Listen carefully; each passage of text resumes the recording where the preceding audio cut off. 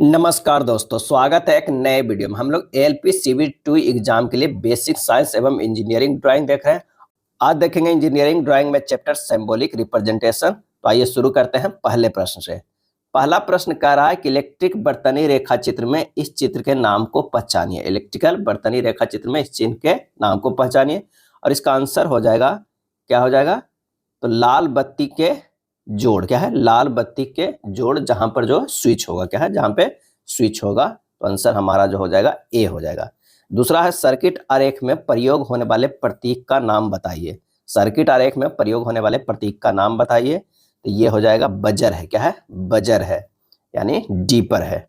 नीचे दिया गया चिन्ह क्या प्रदर्शित करता है? और इसका आंसर हो जाएगा एसी जनरेटर का। ये क्या है? ये जनरेटर है और ये जो है एसी जनरेटर का चित्र में दिखाया गया चित्र प्रदर्शित करता है। और इसका सही आंसर हो जाएगा फ्यूज के लिए अल्टरनेटिंग चिन्ह है, क्या है? अल्टरनेटिंग चिन्ह है फ्यूज के लिए। एक आप प्रश्न देखने को मिल सकता है सिंबॉलिक रिप्रेजेंटेशन से, तो आप इसे एक बार जरूर देखें, काफी फायदा करेगा। दी गई आकृति को पहचानिए जिसका उपयोग इलेक्ट्रिक इंस्टॉलेशन में होता है।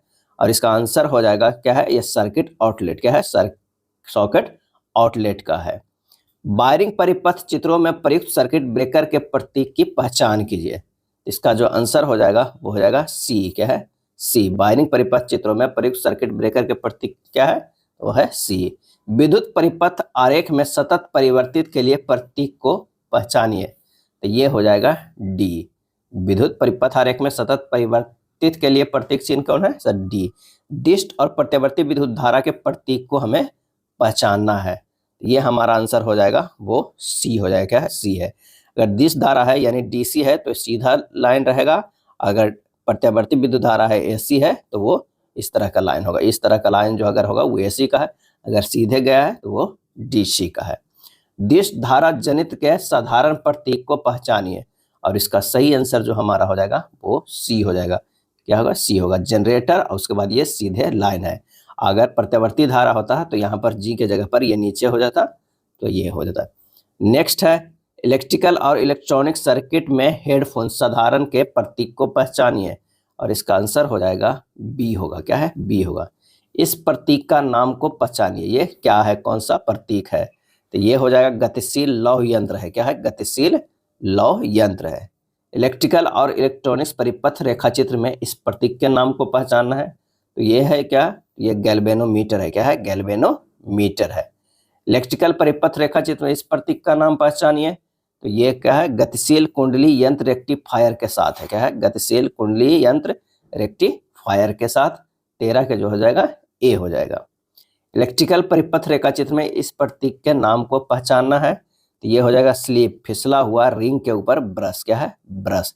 ये जो है रिंग है, यहाँ पर जो है ये ब्रश लगा हुआ है, क्या है? ब्रश लगा हुआ है।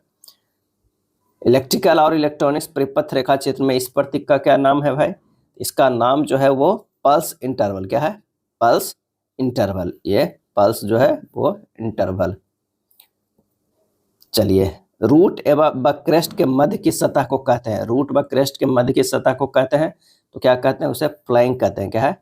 फ्लैंक कहते हैं। ये चूड़ियों की साइड की सतह होती है। चूड़ियों के ग्रोव की सबसे निचली सतह रूट होता है। चूड़ियों के ऊपरी सिरा को क्रेस्ट कहते हैं। चूड़ी के भाग रूट व क्रेस्ट के बीच लंबात्मक दूरी खाली स्थान को कहते हैं। ये कहते हैं चूड़ी की गहराई, क्या है? चूड़ी की गहराई। चूड़ी के संलग्न रूट व क्रेस्ट के मध्य की दूरी खाली स्थान है तो वो हो जाएगा लीड, क्या है? लीड। चूड़ी के बड़े व्यास तथा छोटे व्यास का अंतर जो है वो चूड़ी की गहराई कहलाता है। सिंगल स्टार्ट थ्रेड में लीड खाली स्थान होता है। और इसका सही आंसर होता है पिच के समान होता है, क्या है? पिच के समान होता है। 3 जगह से शुरू होने वाला चूड़ी खाली स्थान कहलाता है। आंसर होगा ट्रिपल स्टार्ट, क्या है? ट्रिपल। 3 जगह शुरू होने वाला चूड़ी ट्रिपल स्टार्ट थ्रेड कहलाता है। जब नट को एक बार घुमाने पर दुगना या उससे अधिक आगे चलाना हो तो मल्टी स्टार्ट चूड़ी काटनी पड़ती है। इस चूड़ियों को चूड़ी की गहराई कम रखा जाता है। प्रश्न भी कभी कभी पूछ जाता है, लीड बराबर जो होता है पिच अंतराल गुना स्टार्ट की संख्या, क्या है? स्टार्ट की संख्या। BSW थ्रेड का कौन खाली स्थान होता है? तो ये 55 डिग्री होता है। आंसर जो हमारा हो जाएगा वो डी हो जाएगा, क्या है? डी हो जाएगा। अगर बी ए थ्रेड की अगर बात करता है तो कितना हो जाएगा 47.5 डिग्री। स्क्वायर थ्रेड की अगर बात करें तो ये हो जाएगा 0 डिग्री। और एक्से थ्रेड की बात किया जाए तो ये कितना हो जाएगा 29 डिग्री। अब बट्रेस थ्रेड की अगर बात किया जाए तो ये हो जाएगा 45 डिग्री। आंसर डी हो जाएगा।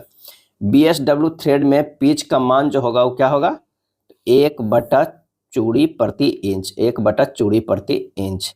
BSW थ्रेड में चूड़ी की गहराई क्या हो जाएगा तो हो जाएगा 0.64 पी हो जाएगा। क्या है इस थ्रेड का कोण कितना होता है 55 डिग्री होता है। और त्रिज्या की अगर बात करें त्रिज्या तो त्रिज्या बराबर जो हो जाता है 0.1375 अगुना पीच हो जाता है। क्या है पीच हो जाता है। इस चूड़ी का प्रयोग मरम्मत कार्यों में जो है किया जाता है। BA थ्रेड का कोण कितना होता है इसका सही आंसर जो हमारा हो जाएगा 25 का हो जाएगा 47.5 जो कि अभी लिखे 47.5 हो जाएगा। इस थ्रेड की गहराई हो जाएगा 0.6 गुना पी हो जाएगा। क्या है पी है। इस चूड़ी का प्रयोग घड़ियों, इलेक्ट्रिकल पार्ट, रेडियो, टीवी तथा वायरलेस पार्ट में जो है वो किया जाता है।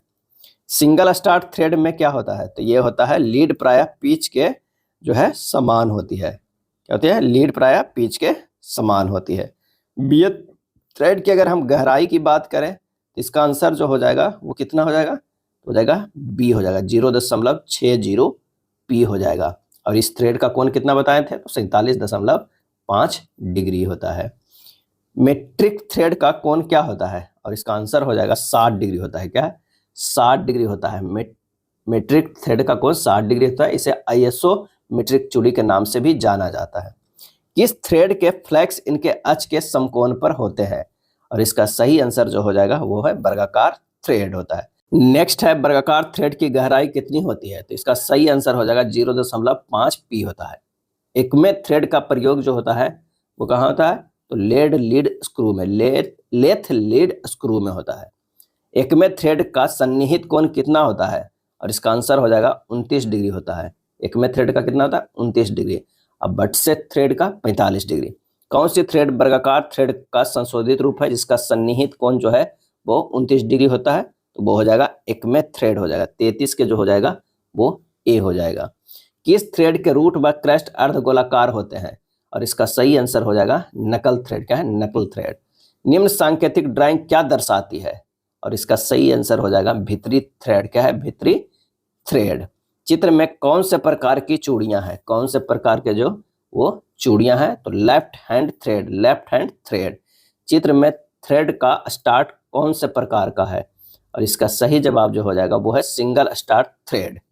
चित्र में कौन से प्रकार की चूड़ियां हैं तो ये हो जाएगा सिंगल स्टार्ट थ्रेड। क्या है सिंगल स्टार्ट थ्रेड। चित्र में दिए गए रिवेट हेड को पहचानिए, रिवेट हेड को पहचानिए तो ये हो जाएगा पैन हेड। क्या है ये पैन हेड है। रिवेट शीर्षों के उनके नाम के अनुरूप को मिलान करना है तो आइए मिलान करते हैं। अगर बात करते हैं इसका तो ये जो है स्नैप हेड है। क्या है स्नैप हेड है। अगर दूसरा वाला का देखा जाए तो ये कॉनिकल हेड है। क्या है कॉनिकल हेड है। तीसरा की अगर बात करें तो काउंटर हेड है। क्या है काउंटर हेड है। और चौथा की अगर हम बात करें तो फ्लैट हेड है। क्या है फ्लैट हेड है। आंसर जो हमारा 40 के कौन सा हो जाएगा ए हो जाएगा। दिए गए चित्र में कौन सा स्क्वायर हेड बोल्ट है, स्क्वायर हेड बोल्ट है तो ये कौन सा है वो है बी है। काउंटर संक हेड बोल्ट को घूमने से बचाने के लिए टेपर भाग पर खाली स्थान बना दी जाती है तो स्नैग भी, सैक भी और चूड़ियां भी, ये सभी क्या है ये सभी। दर्शाई गई रूढ़ी का नाम बताइए। जो है दर्शाई गई उसका रूढ़ी का नाम क्या है तो वो है रिबेट। क्या है रिबेट है। आंसर जो हमारा हो जाएगा वो सी हो जाएगा। रिबेट का प्रयोग दो पार्ट्स को अर्धस्थायी रूप में जोड़ने के लिए किया जाता है। अर्धस्थायी रूप से जोड़ने के लिए किया जाता है। यह एक अर्धस्थायी फास्टनर है। नेक्स्ट है दिए गए चित्र में बंधन प्रणाली फास्टेनिंग सिस्टम को पहचानिए और इसका आंसर जो हो जाएगा वो है रिबेट। क्या है रिबेट। नेक्स्ट है दिए गए रिबेट हेड को पहचानिए और इसका सही जवाब जो हो जाएगा वो कौन सा हो जाएगा तो हो जाएगा पेन हेड। क्या है पेन हेड। साधारण कार्यों में प्रयुक्त रिबेट बनी होती है और ये बनी होती है तांबा, एल्युमिनियम, पीतल तीनों के उपरोक्त में से सभी। संरचनात्मक कार्यों में प्रयुक्त रिबेट की धातु आंसर हो जाएगा माइल्ड स्टील और पिटवा लोहा, ए और बी दोनों। रिवेट जोड़ का नाम, रिवेट जोड़ का नाम बताना है। इसका नाम जो है single rivet double strap butt जोड़। Single rivet double strap butt जोड़ ए है। क्या है? ए है। एक समतल सतह को रेखाच्छादन करने का उचित तरीका कौन सा है? और इसका सही आंसर जो हो जाएगा वो ए हो जाएगा। क्या है? ए हो जाएगा। ओवरऑल मशीनिंग का प्रतीक बताइए। तो कौन ओवरऑल का है? तो वो ए है। इसमें कुछ नहीं लिखा हुआ है तो समझ जाइए कि वो ओवरऑल है। टर्न मशीनिंग का प्रतीक बताइए। तो इसका जो हो जाएगा ये बी हो जाएगा। टर्न मशीन का जो है वो बी हो जाएगा। और ग्राइंडिंग मशीनिंग का प्रतीक बताइए। ग्राइंडिंग मशीनिंग का तो वो कौन सा हो जाएगा? जी। क्या है? जी लिखा हुआ इस तरह टिक पे, तो क्या हो जाएगा? वो ग्राइंडिंग मशीनिंग हो जाएगा। अगर बात करते हैं ड्रिल मशीनिंग का तो वो हमारा कौन सा हो जाएगा? वो ये हो जाएगा ड्रिल मशीन का डी। 53 का क्या हो जाएगा? डी हो जाएगा। बेरिंग की रूढ़ी बताइए। बेरिंग की जो है वो रूढ़ी बताइए। तो ये बी हो जाएगा। क्या है? बी। स्ट्रेट नर्लिंग की रूढ़ी बताइए। स्ट्रेट नर्लिंग की रूढ़ी बताइए। कौन सा हो जाएगा? वो सी हो जाएगा। क्या है? सी हो जाएगा। डायमंड नर्लिंग की रूढ़ी बताइए। डायमंड नर्लिंग का क्या हो जाएगा? तो इसका आंसर जो हो जाएगा वो डी हो जाएगा। क्या है? डी हो जाएगा। अगला है चित्र में कौन सा भाग ब्लाइंड होल को प्रदर्शित कर रहा है? ब्लाइंड होल को जो है प्रदर्शित कर रहा है। तो यहाँ पर देखिए ये जो है वो ब्लाइंड होल का प्रदर्शित कर रहा है। दूसरा चित्र में पुर्जे की ड्राइंग प्रदर्शित की गई है। मशीनी चिन्ह A1 क्या इंगित करता है? A1 जो है वो क्या इंगित करता है? और इसका सही आंसर जो हमारा हो जाएगा क्या हो जाएगा? कोटिंग से पहले रफनेस का मान। क्या है? कोटिंग से पहले रफनेस का मान। और यहाँ पर देख लीजिए ये दूसरा जो है वो ब्लाइंड होल का जो है कर रहा है, लेकिन पहला क्या कर रहा है? तो ये ड्रिल होल का। क्या है? ड्रिल होल का। अगर तीसरा की बात करें तो यह है काउंटर संक होल का। अगर चौथा की बात करें तो काउंटर बोर का। क्या है? काउंटर बोर का। और पांचवा जो कर रहा है वो स्पॉट फेस का। क्या है? स्पॉट फेस का। अगला है कौन सा प्रतीक वर्कशॉप में ड्रिल किए जाने वाले छिद्र को दर्शाता है? और इसका आंसर हो जाएगा कौन सा? तो वो होगा बी। कांच को प्रदर्शित करने की रूढ़ी है। तो इसका सही जवाब हो जाएगा इस तरह है तो वो कांच है। ए हो जाएगा। तरल को प्रदर्शित करने की रूढ़ी क्या है? तो वो हो जाएगा डी। लकड़ी को प्रदर्शित करने की रूढ़ी क्या है? तो हो जाएगा बी। 62 के बी। पैकिंग को प्रदर्शित करने की रूढ़ी क्या है? पैकिंग को प्रदर्शित करने की इसका जवाब जो हो जाएगा वो हो जाएगा सी। रेचिट एवं पिनियन की रूढ़ी बताइए। और इसका आंसर हो जाएगा ए हो जाएगा। पदार्थ हटाने की आवश्यकता होने पर कौन से रूढ़ी चिन्ह से प्रदर्शित किया जाता है? तो किया जाता है ए। चित्र में ए मशीन ड्राइंग में किसको दर्शाता है? और इसका सही जवाब हो जाएगा वो मशीन ड्राइंग में किसको दर्शाता है? ए। तो ए की अगर हम बात करें 66 का तो वो हमारा हो जाएगा उत्पादन विधि। क्या है? उत्पादन विधि। आंसर हमारा जो हो जाएगा वो ए हो जाएगा। क्या है? ए हो जाएगा। अगर बात करते हैं बी की तो बी हमें क्या दर्शाता है? यहाँ पर देखिए बी है तो बी दर्शाता है मशीनिंग ड्राइंग में क्या दर्शाता है? उत्पादन विधि को। क्या है? ए भी और बी जो है मशीनिंग ड्राइंग में उत्पादन को दर्शाता है। अगर सी की बात करते हैं ड्राइंग में किसको दर्शाता है? तो सी जो है वो प्रतिदर्शन लंबाई। क्या है? प्रतिदर्शन लंबाई दर्शाता है। डी की अगर बात करें डी मशीन ड्राइंग में किसको दर्शाता है? तो इसका आंसर जो हो जाएगा खुरदरेपन के मान को। क्या है? खुरदरेपन का मान को ये डी दर्शाता है। उस अक्षरमाला को पहचानो जो रुचता यानी रफनेस मान R4 को दर्शाता है। और इसका आंसर जो हो जाएगा वो एफ हो जाएगा। क्या है? एफ हो जाएगा। उस संकेत को पहचाने जो किसी भी निर्माण विधि में रुचता यानी खुरदरापन सतह को दर्शाने के लिए उपयोग किया जाता है। और इसका आंसर हो जाएगा वो हो जाएगा ए। क्या है? ए। कौन सा प्रतीक रेल सेक्शन को दर्शाता है? रेल सेक्शन को दर्शाता है तो वो हो जाएगा ए हो जाएगा। क्या है? ए हो जाएगा रेल सेक्शन को। दिया गया संकेत किस पदार्थ का है? किस पदार्थ का है? तो वो कांच का है। क्या है? इस तरह है तो कांच का है। एनालॉग मीटर को किस प्रतीक द्वारा प्रदर्शित किया गया है? ये प्रदर्शित किया गया है इसके द्वारा एनालॉग मीटर को। किस प्रतीक द्वारा चुंबकीय कोर को प्रदर्शित किया जाता है? इसका जवाब हो जाएगा वो है ए। चुंबकीय कोर इसका ए जैसा। पदार्थ का रूढ़िगत निरूपण पहचान है तो ये हमारा जो हो जाएगा वो है स्टील। सूची 1 और सूची 2 को मिलान करना है। अगर पेट्रोल की बात अगर हो रहा है तो कैसा होगा? पेट्रोल हमारा इस तरह का होगा। क्या है? इस तरह का। अगर लकड़ी की बात करें तो लकड़ी जो होगा वो इस तरह होगा। शीशा की बात करें, अगर मान लिया कि 77 का जो है वो शीशा का कौन सा हो जाएगा, तो शीशा का जो हो जाएगा ये कंक्रीट का, ये आंसर कौन सा हमारा हो जाएगा 77 के डी होगा। निम्न रूढ़ि क्या प्रदर्शित करती है, और इसका सही जवाब जो हो जाएगा वो है चैनल काट। क्या है? चैनल काट। सिरेटेड सॉफ्ट का रूढ़िगत निरूपण है, और इसका सही जवाब हो जाएगा वो है बी है। चित्र में किस पदार्थ का रूढ़िगत प्रदर्शन किया गया है, इसका जवाब हो जाएगा कास्ट आयरन। क्या है? Cast iron. चित्र किस सांकेतिक परिच्छेद को दर्शाता है, तो दर्शाता है आयताकार लकड़ी को। क्या है? आयताकार लकड़ी को। पोर्सिलेन, पत्थर के पात्र, मार्बल आदि को सूचित करने के लिए संकेत की किस विधि का प्रयोग करते हैं, इसका जवाब हो जाएगा डी। क्या है? डी। 82 का क्या हो जाएगा हमारा डी आंसर हो जाएगा। दर्शाए गए रूढ़ि परिच्छेद को पहचानना है, तो 83 में जो हो जाएगा वो कंप्रेशन स्प्रिंग होगा। इस्पात और ढलवे लोहे के किस आड़ी रेखा विधि का प्रयोग किया जाता है, और इसका आंसर हो जाएगा डी। कौन सी आड़ी रेखा विधि से सीसा, जस्ता और सफेद धातु को प्रयुक्त किया जाता है, तो ये हो जाएगा सी। क्या है? सी हो जाएगा। उत्कृष्ट सतह के लिए सांकेतिक चिन्ह कौन सा है? कौन सा है? तो हमारा हो जाएगा सी। उत्कृष्ट सतह के लिए सांकेतिक चिन्ह कौन सा है, तो हमारा 86 के सी हो जाएगा। किस सांकेतिक परिच्छेद को दर्शाता है, तो इसका सही जवाब जो हो जाएगा वो हो जाएगा ब्रोकन सेक्शन। क्या है? Broken section. चित्र किसको दर्शाता है, तो ये हो जाएगा पानी, तेल और पेट्रोल का। 88 का जो है डी हो जाएगा। ये चित्र किसको दर्शा रहा है, तो आंसर हमारा हो जाएगा पोर्सिलेन और मार्बल का सी होगा।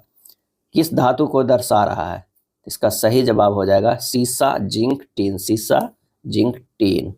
अगर इसकी बात किया जाए तो ये हमारा हो जाएगा 91 के कंक्रीट। क्या है? कंक्रीट। आईएस के अनुसार एक आयताकार लकड़ी के सेक्शन के लिए उपयोग में आने वाला रूढ़िगत संकेत जो होता है वो क्या होता है, तो वो हो जाएगा डी। क्या है? डी। आईएस के अनुसार शंक्वाकार हेलिकल स्प्रिंग का रूढ़िगत संकेत क्या हो जाएगा, तो ये हो जाएगा ए। क्या है? ए।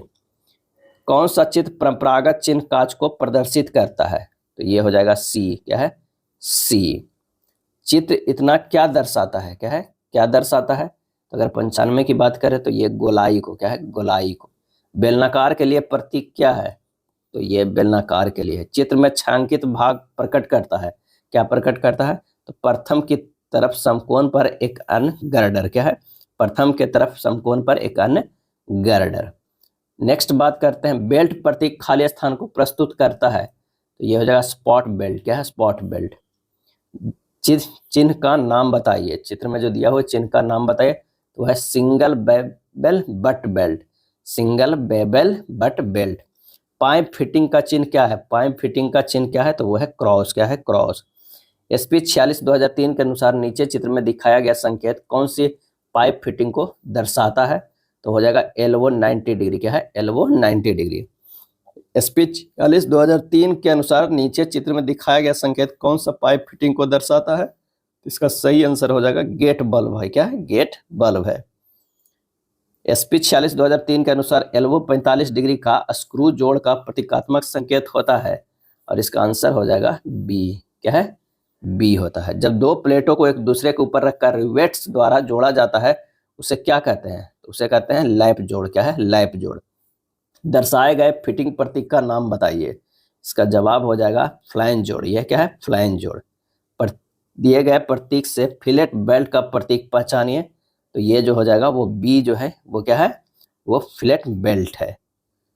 चलिए, इसे किस प्रकार के बेल्डिंग को निरूपित करता है, ये फिगर में जो दिया हुआ है, ये हो जाएगा सिंगल बेवल बट। क्या है? Single bevel but. दिया गया चिन्ह किस प्रकार की बेल्डिंग को निरूपित करता है, और इसका आंसर जो हो जाएगा वो है स्टीप। क्या है? स्टीप। चित्र में दिया गया चिन्ह किस प्रकार की बिल्डिंग को निरूपित करता है, इसका जवाब हो जाएगा स्क्वायर बट। क्या है? Square but. दिया गया प्रतीक चिन्ह किस प्रकार की बिल्डिंग को प्रदर्शित करता है, तो यह हो जाएगा प्रक्षेपित। क्या है? प्रक्षेपित।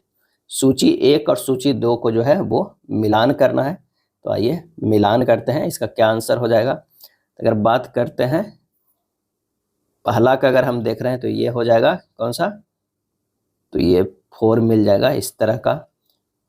दूसरा अगर बी की अगर हम बात करते हैं तो बी हमारा जो हो जाएगा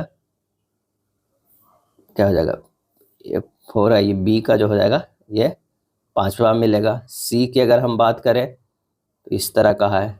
डी की अगर बात करें तो ये सेकेंड है, और ई की बात करें तो थर्ड है। क्या है? थर्ड। आंसर हमारा 111 के जो है वो बी हो जाएगा। क्या है? एक तरफ काट के प्रदर्शन है, एक तरफ रूढ़ियां हैं, तो बी होगा। कौन सा प्रतीक स्क्वायर बट बेल्ट का रूढ़िगत प्रतीक है? और इसका आंसर हो जाएगा बी। एक्स द्वारा दर्शाए गए चिन्ह का नाम बताइए, तो वो हो जाएगा कौन सा? बी, नट। चित्र में दर्शाए गए चिन्ह का नाम बताना है, तो ये हमारा हो जाएगा कौन सा? B, rivet. एसपी 46/2003 के अनुसार एक स्पॉट बेल्ट के लिए उपयुक्त संकेत जो है वो क्या है? तो वो हो जाएगा सी। एसपी 46/2003 के अनुसार एक एज बेल्ट के लिए निम्न संकेतों में से कौन सा संकेत प्रयोग में लिया जाता है? इसका आंसर हो जाएगा ए। क्या है? ए। नेक्स्ट है एसपी 2003 के अनुसार एक संयुक्त डबल बेबल बट बेल्ट का जो है संकेत है वो कौन सा है? बी है। सिंगल बी बट बेल्ट के लिए उपयुक्त संकेत कौन सा है? इसका जवाब हो जाएगा ए हो जाएगा। सूची 1 में प्रदर्शित बेल्ट सिंबल की व्याख्या सूची 2 में इनका सही प्रकार का जो है वो क्या करना है? मिलान करना है सूची 1 और सूची 2 को देख के। अगर 119 के कहा जाए तो हमारा हो जाएगा पहला के ये सेकेंड वाला हो जाएगा। अगर बी के कहा जाए तो ये जो हो जाएगा ये हो जाएगा, और सी का जो हो जाएगा कौन होगा? थर्ड होगा। क्या है? थर्ड होगा। यानी ये जो है इसका दूसरा होगा, इसका पहला होगा, और ये जो है तीसरा होगा। क्या है? तीसरा होगा। आंसर हमारा हो जाएगा बी हो जाएगा। चित्र में दर्शाए गए बेल्ट के प्रकारों के नाम बताना है। इसका जो सही आंसर हो जाएगा वो हो जाएगा 1 में जो है फिलेट बेल्ट है, 2 में सीम बेल्ट है, 3 में सिंगल बी बट बेल्ट है। आंसर जो हमारा 120 के ए हो जाएगा। निम्न में कौन सा कार्बन माइक्रोफोन है? कार्बन माइक्रोफोन है तो वो हो जाएगा बी। वायरिंग के विद्युत इंस्टॉलेशन में प्रयुक्त बी मार्गी स्विच के चिन्ह को पहचानना है, तो ये हमारा जो हो जाएगा वो बी हो जाएगा। 122 के क्या है? बी होगा। वायरिंग के विद्युत इंस्टॉलेशन में प्रयुक्त 16 एम्पियर सॉकेट आउटलेट चिन्ह को पहचानिए, इसका जो हो जाएगा वो बी हो जाएगा। क्या है? बी होगा। नीचे दर्शाई गई आकृति में कुंजी कौन सी है? कौन सी है? तो यह है बार्थ कुंजी। क्या है? बार्थ कुंजी है। निम्नलिखित में कौन सा समलंबी पेंच है? समलंबी पेंच है तो वो हो जाएगा एक में। क्या है? एक में। इंजीनियरिंग एप्लीकेशन में प्राय किस प्रकार की चूड़ी का प्रयोग होता है? और इसका सही आंसर जो हो जाएगा कोर्स पिच, मीडियम पिच। क्या है? कोर्स पिच और मीडियम पिच होता है। नेक्स्ट है चित्र में प्रदर्शित कीज में से सॉफ्ट के टेपर्ड भाग में एक की बेक के लिए कौन सा सर्वाधिक उपयुक्त है? तो आंसर हो जाएगा ए। चित्र में असेंबलियों में प्रयुक्त कुछ वृत्तों को दर्शाया गया है, वृत्त के साथ उनके नाम व कार्य को मिलान करना है। 128 की अगर हम बात करें इसका आंसर जो हो जाएगा वो क्या हो जाएगा? तो ये होगा रीइंफोर्स्ड ई रिंग टाइप जो कौन है? तो वो डी है। क्या है? डी है। ये जो है वो डी है। अगर बात करते हैं क्रिसेंट टाइप जो है वो कौन सा है? तो ये है। क्रिसेंट टाइप की बात करें ये है। हाई स्ट्रेंथ टाइप की बात करें, हाई स्ट्रेंथ टाइप की बात करें तो ये सी वाला है। और ई रिंग टाइप कौन सा है? तो वो हमारा जो हो जाएगा ई रिंग टाइप जो है वो बी हो जाएगा। क्या है? बी हो जाएगा। और रेडियल डिस्चार्जमेंट के विरुद्ध उच्च शक्ति प्रदान करता है वो कौन सा है? तो वो है डी है। क्या है? डी है। आंसर हमारा कौन सा हो रहा है? वो 128 के डी हो रहा है। 128 के डी। चित्र में प्रदर्शित एक सेल्फ अलाइन की जो है वो कौन सा है? तो यह वुडरफ की। क्या है? वुडरफ की। और चित्र में प्रदर्शित पुल्ली को सॉफ्ट पर चलाने के लिए सर्वाधिक उपयुक्त एवं प्रयोग की जाने वाली डिवाइस कौन सा है? तो वो फीदर की। क्या है? फीदर की। चित्र में प्रदर्शित चूड़ी की विशेषताओं का मिलान उनके सही नाम के साथ बताइए, तो कौन है? तो वो हमारा जो 131 का हो जाएगा वो ए हो जाएगा। क्या है? ए हो जाएगा। अगर क्या कहा जाए, अगर सी को कहा जाए तो क्या हो जाएगा? सी जो है वो क्या है? क्रेस्ट है। अगर ई की अगर हम बात किया जाए तो वो फ्लैंक है। फ्लैंक है। और बी की अगर ये हम बात करें तो थ्रेड एंगल है। थ्रेड एंगल है। और डी की अगर ये बात करें तो ये पीच है। आंसर ए हो जाएगा। एक चूड़ी को निम्न तरीके से उल्लेखित किया जाता है M20 × 1.5 -5H में संख्या 20 प्रदर्शित करता है क्या चीज का? इसका सही आंसर जो हमारा हो जाएगा वो क्या हो जाएगा? तो वो हो जाएगा बड़े व्यास का है। क्या है? बड़े व्यास को प्रदर्शित करता है। M जो है 20 1.5 - 5H में M जो है वो क्या है? ये है आइसोमेट्रिक। क्या है, आइसोमेट्रिक थ्रेड है, क्या थ्रेड है, आइसोमेट्रिक थ्रेड है एम जो है। और 20 जो है वो बड़ा व्यास है, क्या है, बड़ा व्यास है। 1.5 बराबर है पिच है, जो mm में ये सब है, क्या है, mm में। 5s जो है वो क्या है, टॉलरेंस, टॉलरेंस जो है क्लास सिंबल है, टॉलरेंस क्लास सिंबल है। नेक्स्ट है चूड़ी के फ्लैंकों को जोड़ने वाली बॉटम सतह जो है वो कौन सा है, तो वो है रूट, रूट। बंधक में प्रयुक्त नट बोल्ट किस धातु के बनाए जाते हैं, इसका सही आंसर जो होगा माइल्ड स्टील का, क्या है, माइल्ड स्टील का। चूड़ी के ऊपरी भाग का नाम क्या है, चूड़ी के ऊपरी भाग का नाम क्या है, तो वो क्रेस्ट, क्या है, क्रेस्ट। थ्रेड कोण खाली स्थान होता है, और इसका सही जवाब होगा दो फ्लैंक के मध्य का कोण, दो फ्लैंक के मध्य का कोण। स्क्रू थ्रेड के अधिकतम व्यास खाली स्थान है, और इसका सही आंसर हो जाएगा बड़ा व्यास, क्या है, बड़ा व्यास। यह था सिंबॉलिक रिप्रेजेंटेशन। अगर वीडियो अच्छा लगा तो लाइक एंड शेयर कर दीजिएगा। धन्यवाद।